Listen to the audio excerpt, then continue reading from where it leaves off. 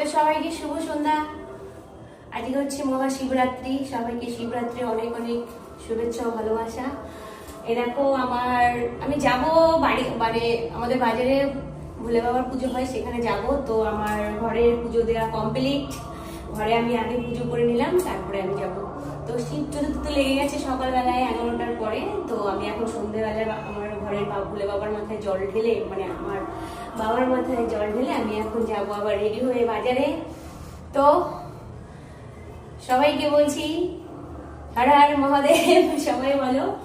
আর বাবা তোমাদের সবার মনস্কামনা পূর্ণ করুক, বাবার কাছে এই মনোকামনাই করি। তো সবাই ভালো থেকো, সুস্থ থেকো, সাবধানে থেকো। আর টাটা, সবার সঙ্গে পরে আবার কথা হবে, ঠিক আছে? যাই,